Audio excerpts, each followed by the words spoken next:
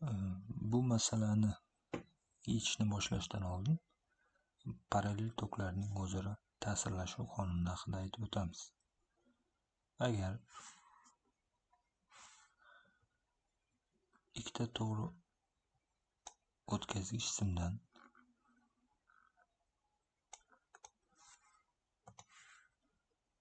biridan I1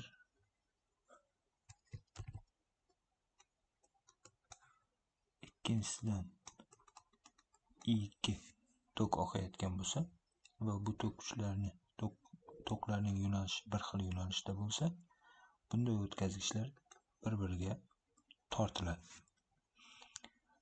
Bu ta'sirlashuv kuchi F barobar mu 0 I1 I2 L taqsim 2 pi A ifoda yordamida aniqlanadi. A bu yerda simlar orasidagi masofa, L esa o'sha qaralayotgan uzunlik, ya'ni o'tkazgichning bu F kuch o'sha L uzunlikka ta'sir qiluvchi kuch hisoblanadi. Mu 0 magnit doimiysi 4 pi ko'paygan 10 darajasi -7 Genri taqsim metr. Mu esa muhitning magnit singdiruvchanligi hisoblanadi. Vakuum yoki havo uchun 1 ga teng.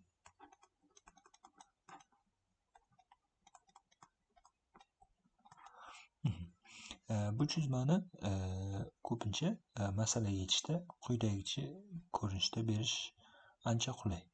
Mana bu birinchi o'tkazgichimiz, bu ikkinchi o'tkazgichimiz bo'lsa, ya'ni uning kesimi orqali berish qulay. Agar o'tkazgichdagi tok rasm tegishligiga kiruvchi, ya'ni bizdan rasm tegishligiga tik kiruvchi yo'nalgan bo'lsa, quyidagicha belgilanadi. Demak, bu holatda hozir ikkalasidagi toklar bizdan rasm tegishligiga tik kiruvchi yo'nalgan, ya'ni bir xil yo'nalishda bo'lgani uchun ular bir-biriga tortiladi. Agar ulardagi tok kuchi qarama-qarshi yo'nalishda bo'lsa, mana birinchisidagi rasm tegishligiga kiruvchi, ikkinchisidagi rasm tegishligidan chiquvchi yo'nalgan bo'lsa, ya'ni qarama-qarshi yo'nalgan bo'lsa, bunday o'tkazgichlar o'zaro itarishadi. Ularning itarish kuchi ham xuddi shu formula yordamida aniqlanadi. Bu bizning birinchi ifodamiz bo'lsin. Endi masalaga qaytamiz. Masala shartiga ko'ra bizga 3 ta o'tkazgich berilgan. Birinchi o'tkazgich, ikkinchi o'tkazgich va uchinchi o'tkazgich. Ularning ikkalasidagi tokning yo'nalishi mos tushadi. Keling, bundagi va bundagi tok kuchining yo'nalishi bir xil va rasm tegishligiga kiruvchi yo'nalgan bo'lsin. Bundagi tok kuchining yo'nalishi esa rasm tegishligidan chiquvchi, ya'ni bizga qarab yo'nalgan bo'lsin. Bu o'tkazgich simlar orasidagi masofa bir xil va A ga teng.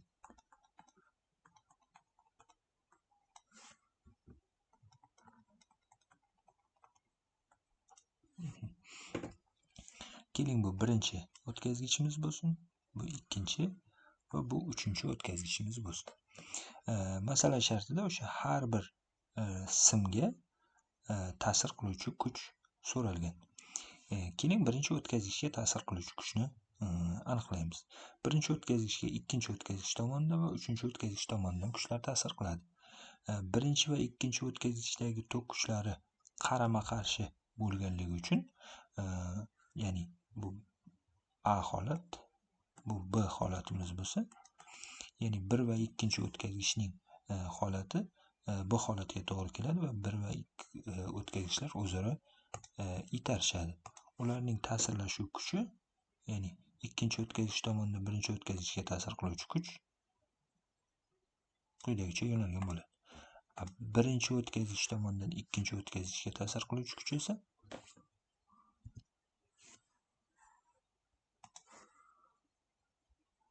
quyidagicha yo'nalgan bo'ladi va ular bir-biriga teng bo'ladi. Yoki uchinchi o'tkazgich tomonidan birinchi o'tkazgichga ta'sir qiluvchi kuch quyidagicha yo'nalgan bo'ladi va aksincha birinchi o'tkazgich tomonidan uchinchi o'tkazgichga ta'sir qiluvchi kuch quyidagicha yo'nalgan bo'ladi. Demak, bu kuchimiz ikkinchi o'tkazgich tomonidan birinchi o'tkazgichga ta'sir qiluvchi kuch. Bu kuchimiz esa uchinchi o'tkazgich tomonidan birinchi o'tkazgichga ta'sir qiluvchi kuch. Demak, birinchi o'tkazgichga ta'sir qiluvchi kuchni aniqlashimiz uchun shu ikkita kuchning natijaviysini aniqlashimiz kerak. Bu o'sha vektorlarni qo'shish qoidasida aniqlanadi. Ya'ni birinchi o'tkazgichga ta'sir qiluvchi natijaviy kuch quyidagicha yo'nalgan bo'ladi.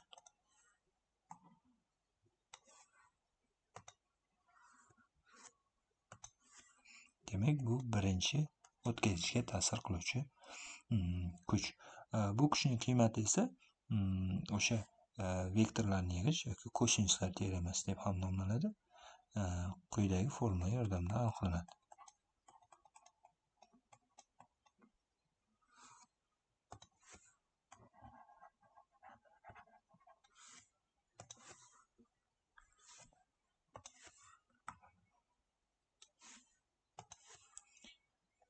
F1 F3 1ning kvadrati F2 1ning kvadrati plus 2 F3 1 F2 1 kosinus alfa. Bu bizning ikkinchi ifodamiz bo'lsin. Alfa bu yerda F3 1 va F2 1 kuchlar orasidagi burchak. Ya'ni alfa. Bu yerda o'tkazgich simlar teng tomonli uchburchakning uchlarida joylashgan. Shunday ekan uning ichki burchaklari 60 gradusga teng. Demak, chizmadan ko'rinib turibdi. Alfa va bu burchak 60 gradus teng. Shuning uchun alfa burchak o'rniga 60 gradusni qo'yamiz. Endi F3 1, ya'ni uchinchi o'tkazgich tomonidan birinchi o'tkazgichga ta'sir qiluvchi kuchni esa birinchi ifodadan aniqlab topamiz. Ya'ni F3 1 mu bizda 1 ga teng, ya'ni masala shartida qanday muhitligi aytilmagan. Shuning uchun havo yoki vakuumni olamiz. Mu 0 I1 ko'paygan I3 bo'lishi kerak. Ular bir-biriga teng, ya'ni har biridan I tok oqmoqda. Shuning uchun I kvadrat L taqsim 2 pi A, ya'ni ular orasidagi masofa A ga teng. Bu bizning uchinchi ifodamiz bo'lsin. Xuddi shu ko'rinishda F2 ni ham yozib olamiz. Ularda to'qishlari va masofalar bir xil bo'lgani uchun bu F2 ning ham qiymati uchinchi ifoda bilan bir xil bo'ladi. Ya'ni bu bizning to'rtinchi ifodamiz bo'lsin. Agar chizmaga e'tibor berib qaraydigan bo'lsak,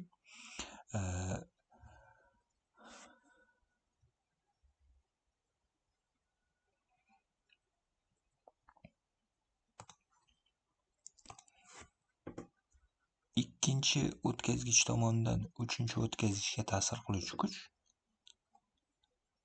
chap tomonga qarab yo'nalgan bo'ladi. Chunki o'tkazgichdagi tok kuchlari bir tomonga yo'nalgan.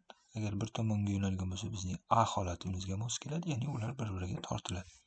Yoki aksincha, uchinchi o'tkazgich tomonidan ikkinchi o'tkazgichga ta'sir qiluvchi kuch esa o'ng tomonga qarab yo'nalgan bo'ladi.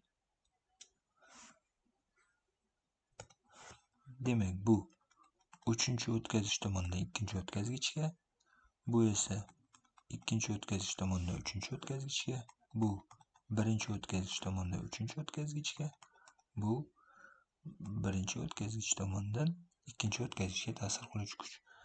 Ikkinchi o'tkazgichga ta'sir qiluvchi natijaviy kuchni aniqlashimiz uchun vektorlarni qo'shish qoidasidan foydalanib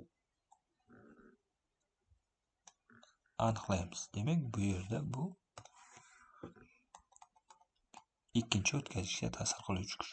Xuddi shu ko'rinishda uchinchi o'tkazgichga ta'sir qiluvchi natijaviy kuchni ham aniqlaymiz.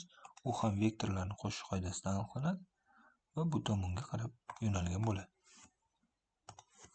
Bu uchinchi o'tkazgichga ta'sir qiluvchi kuchimiz bo'ladi. Bu yerdagi F32, F12, F23, F13 hammasi bir-biriga teng. Chunki hammasi o'sha 3-4 formula 3 yoki 4 formula yordamida aniqlanadi. Chunki ular orasidagi masofa ham bir xil. Ulardan o'tayotgan tok kuchi ham bir xil. Keling, soddalik uchun hammasini qandaydir bir F0 kuch bilan almashtiramiz. Ya'ni bu kuchlarning hammasi bir xil va F0 ga teng. F0 imiz shu 3 yoki 4-ifoda orqali aniqlanadi.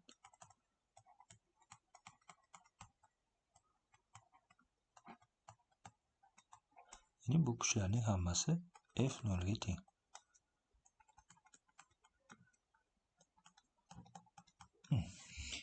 Demak, u holda ikkinchi ifodani qayta yozib olamiz. Bularning o'rniga F0, F0, F0, F0larni qo'yib.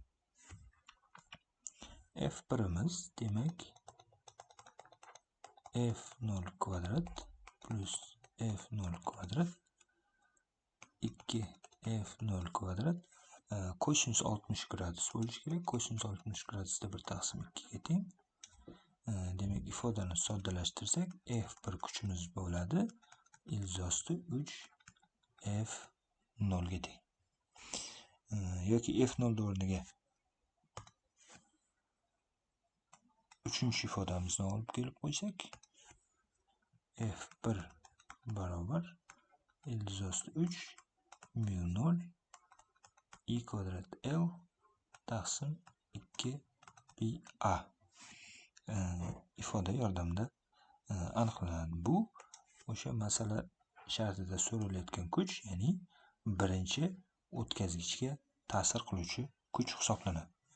Xuddi shu tarzda ikkinchi formuladan foydalanib ikkinchi o'tkazgichga ta'sir qiluvchi kuchni aniqlaymiz.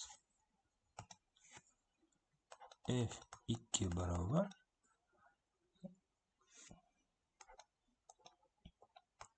F12 ning kvadrati plus F32 ning kvadrati plus 2 F12 F32 kosinus qandaydir beta. Beta endi F12 va F32 kuchlar orasidagi burchak bo'ladi. Chizmadan ko'rinib turibdi, bu yer 60 gradus, ya'ni teng tomonli uchburchak. U holda 60 plus beta 180 gradusga tengligidan betaning 120 gradusga tengligi kelib chiqadi. U holda F12, F32, F12, F32larning o'rniga F0 ifodani qo'yamiz va ifodani qayta yozib olamiz. F0 kvadrat F0 kvadrat plus 2F0 kvadrat kosinus beta, ya'ni kosinus 120 gradusda minus 1 taqsim 2 ga teng. U holda F2 kuchimiz F0 ga tengligi kelib chiqadi. Ya'ni ikkinchi o'tkazgichga ta'sir qiluvchi kuch F0, ya'ni uchinchi ifodaga teng. Mu 0 I kvadrat L taqsim 2 pi A. Bu o'sha masala shartida so'ralgan ikkinchi o'tkazgichga ta'sir qiluvchi kuch hisoblanadi. Xuddi shu tarzda uchinchi o'tkazgichga ta'sir qiluvchi kuchni ham hisoblab chiqsak, biz quyidagi ifodani olamiz. Ya'ni F3imiz ham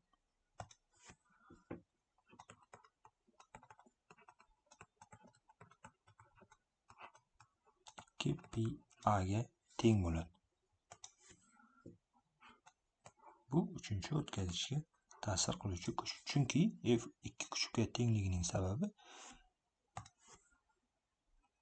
bu yerdagi kuchlar orasidagi burchak 120 gradus, ya'ni betaga teng. Kuchlar orasidagi burchak bir xil, kuchlarning miqdorlari bir xil, demak ularning natijaviysi ham bir xil bo'lishi kerak. Agar masala shartida berilgan son qiymatlarni qo'yib hisoblasak, ya'ni mu 0 bizda 4p10⁻⁷ generiy taqsim metr. I'miz tok kuchi 100 amper yoki 10⁻2 amper. L 1 metr. Ular orasidagi masofa, simlar orasidagi masofa 10 santimetr yoki 10⁻⁻1 metr. Demak, shularni qo'yib hisoblasak, F1 kuchimiz bizda 3,46 ko'paygan 10⁻2 newton yoki 34,6 millinewtonga tengligi kelib chiqadi. F2 va F3 kuchlar esa shu kuchdan ildiz 3 marta kichik hisoblanadi. Demak, bu ifodani ildiz 3 ga bo'lib yuborsak, F2 va F3 kuchlarimiz 20 millinewtonga tengligi kelib chiqadi.